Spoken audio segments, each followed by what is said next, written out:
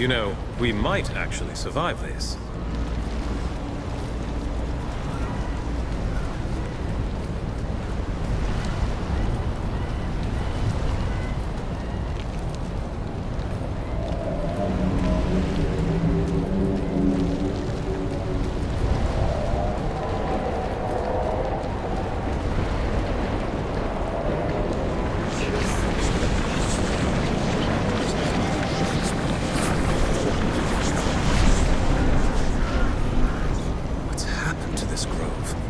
What has that madwoman done? So you followed me here. You are stubborn. And I admire you for that. But you should never have come. I have restored the Archons to life. Just as I promised. You call them Archons? Their fire is cold and dark. Nothing like me or your handmaids. No, they are not as they were. But they are bound to me. And they will follow my word. The Archons are not all that has returned. The power of creation still lives in this grove. And anything can be born anew. Even the creator gods themselves. Is she mad? She can't mean...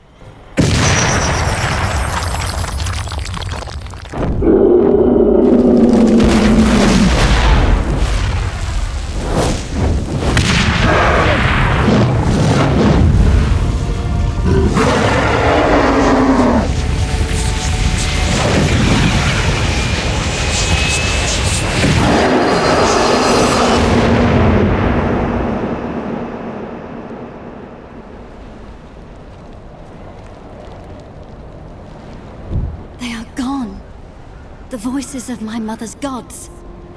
I cannot hear them anymore. Not even a whisper. They are lost. You will not see them or hear them ever again. You lie, child. Or whatever you truly are behind that innocent face. No, Jane Cassander. I speak the truth. What remained of your mother's gods has been destroyed, and the power of creation has fled this grove. It will never return. You told me that this forest grew from a seed of the first creation. Is it dead then? That cannot be. My mother searched for thousands of years, and this was the only remnant of her gods that she ever found. The power in this forest might have been used to restore the old gods and all their servants to life. Not the twisted half-life that you gave them, Jane Cassander. A true rebirth, as they were at the dawn of the world. But you called upon that power to destroy, not to create. You twisted the power of creation to your own ends, until all that was left was an empty shell, rotted from within. And now, it is gone. And the Archons I fought in the forest? The ones that Jane restored to life? Dead, wilted like blossoms, and scattered to the wind. When you slew the reborn god, all Jane's creations were undone. In time, the forest will recover. But it will be ordinary, no longer the Mournweald, with the power of creation at its heart. Why did this power respond to Jane, and no one else? Jane's mother was first sister. When she died, her fire passed to Jane. The first sister stood at the right hand of her gods. Only pale shadows of their minds persisted in this grove. But they remembered her. That is why Jane saw her gods in visions and dreams, just as her mother did before her. And that is why Jane could unlock the power that was buried here. The forest was already corrupted, even before Jane tried to call the Archons back to life. The first time Jane called on the power of the old gods, it was to murder Hugh Montbaron 30 years ago. She knew she was misusing that power, but she was too full of anger, and she didn't care. After that, the Mournweald grew rotten and sick. All its potential for good was lost. So she came back, and made the same mistake a second time. Yes, driven by anger again. So the Archons that she called back to life were nothing but monsters. It was the same for the Creator God. The creature that you fought was shaped by Jane's fury and guilt. Guilt? Yes, Jane Cassander. You can hide your remorse from yourself, but you cannot hide it from me. We have a decision to make. What to do with Jane. Not yet. There is one thing more. The other Archons did not lie. You died in this forest, and 30 years ago, you were given new life. Here in this grove. So the Creator Gods, whatever remained of them, they called me back to life. That may be. Yes. If they gave me new life, it was just after Jane destroyed the Legion. The forest was already becoming corrupt. Perhaps the Creator Gods knew they were doomed, and they wanted you to destroy them, to undo Jane's mistake. We'll never know for sure, but if that's true, then you've honored them. And Jane? What of her? Remember what she did. Not only to my father, but to all the rest of the Legion too. It was her crime that started this. I expect no mercy from the Legion. Do as you like. Before I pass judgment on you, I want to know why you acted as you did. Honestly, and in your own words. Why did I slaughter so many Legionnaires who had no part in killing my father, the king? I was young, full of anger. My father was dead by the Legion's hand. So I raised an army.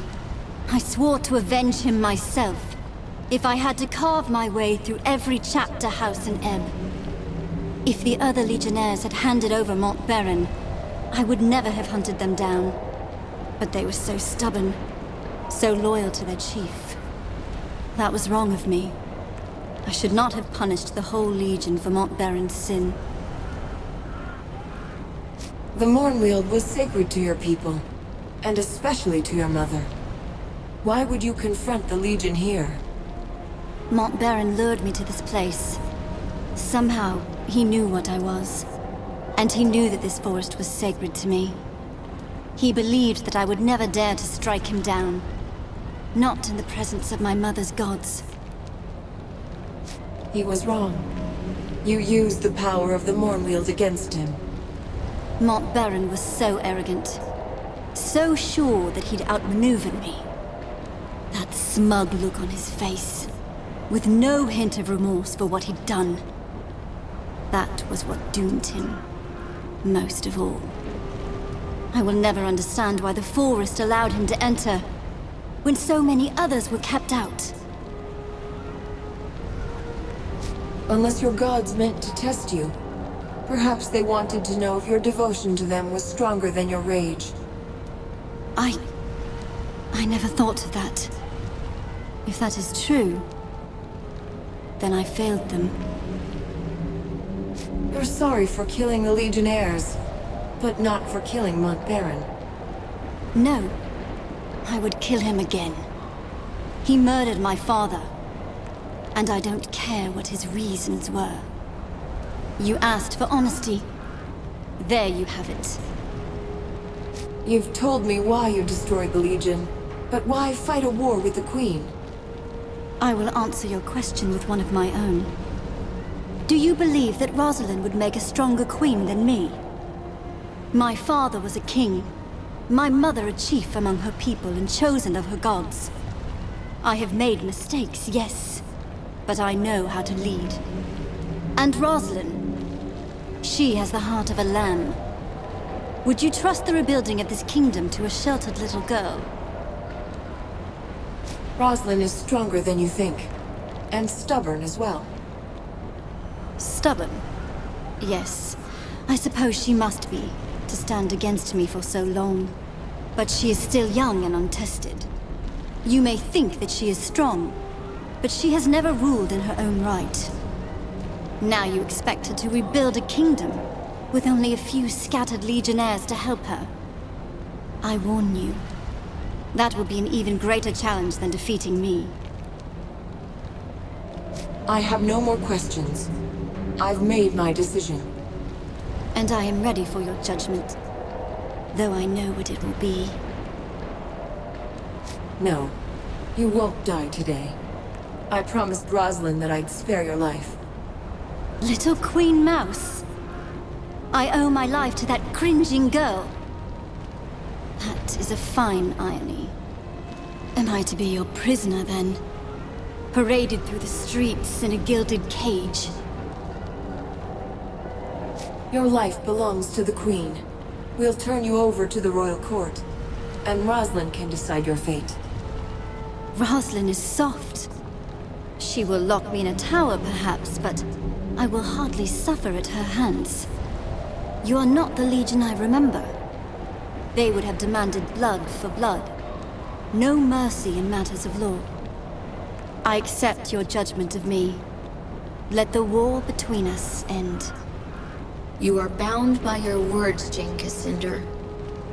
The Legion has won, and you will trouble them no more. It's over then. For now, you deserve a rest. but it may be short-lived. We need to build our strength and train more Legionnaires. You will find many willing to join the Legion now. Even a few who might surprise you. And you will need them soon. The country is still divided, and the Legion has many old enemies who yet live. But you've shown yourself to be fair, as well as strong. Whatever happens, the people of Ebb will stand behind you. Time to leave, I think. Odo and Martin must be waiting for news. We part ways then. I will be watching, and one day, I will see you again.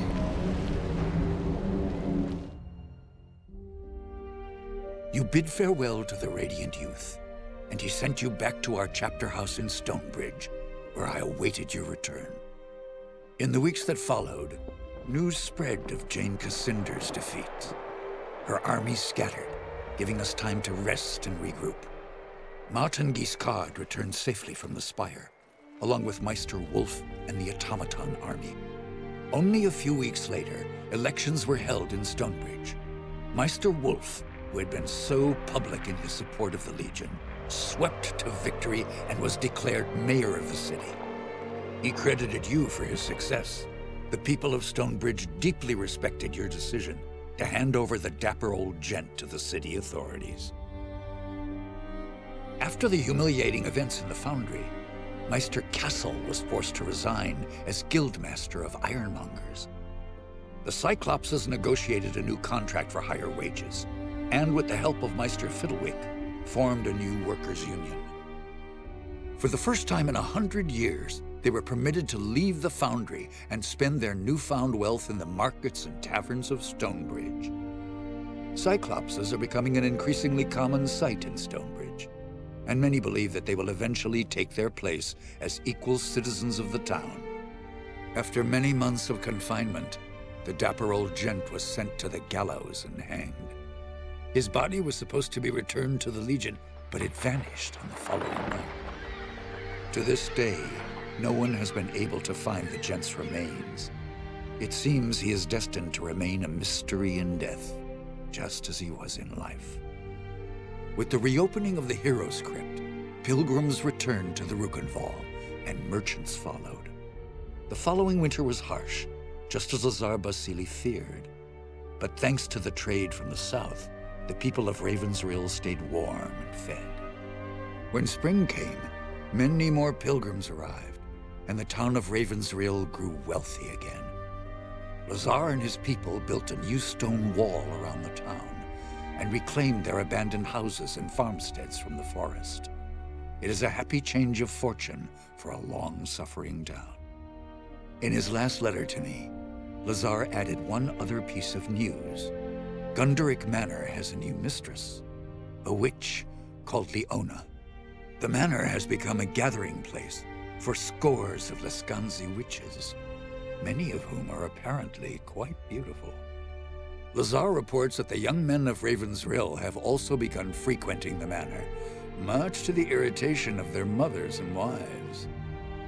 Since the local men will not hear any talk of banishing the witches, it appears that Leona and her people have found a new home, which was perhaps what she intended from the start. Queen Rosalind abandoned Glitterdelve, embarking on a tour of all the cities and towns of the West, meeting as many of her subjects as she could.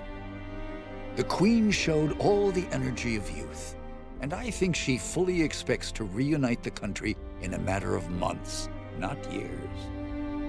Reality may not be so kind, as Lord Devonsey has tried to make her understand. In truth, the future of this country depends more upon what we decide. If she doesn't have the Legion behind her, the Queen is only a single voice, well-meaning though she might be. As for Devonsey himself, I think the man was impressed by your decision to spare Jane Cassinder, as the Queen had asked. When he last visited Stonebridge, he spent a great deal of time in our chapter house.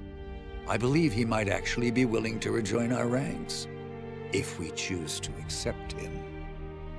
Rajani and her sisters returned to Stonebridge, quietly and carefully disguised. Jane Cassinder's defeat affected them deeply, though not in the way I expected. Their devotion to Jane was replaced by a deep admiration for you. I think they see in you the leader they should have followed all along, and they have lately expressed a desire to join our ranks. I maintain my suspicion of any Archon who once followed Jane, but I believe that redemption is not impossible, even for them. Jane Cassinder was delivered into the hands of the royal court. Just as Jane herself had predicted, Rosalind treated her with compassion and respect. Perhaps the girl queen saw only Jane's royal blood, and she was desperate for some connection to the family she had lost. Jane was treated almost as a member of the court, a prisoner in name only. Many whispered openly that this was no justice at all. It was no surprise that it ended as it did. One morning, Jane Cassinder was found strangled in her bed, a noose around her throat. The noose, many said, that should have hanged her. Surrounded by men and women of the royal court who had suffered terribly at Jane's hands, it was impossible to find her killer. But that was not the greatest mystery of all. For Jane Cassinder had not been bound or restrained in any way. She should have been able to defend herself from her murderers, but she did not. As for the Legion, the rest of our story is yet to be told. We have a nation to reforge, a fellowship to rebuild, and old enemies who would see us destroyed. And we have questions to decide. Who will assume true power in Ebb if the nation is restored? And who will take the mantle of Grand Master? But these matters I leave for another chronicle, and another time. Whatever happens, know that you will not face the future alone. The Legion will stand by you, always.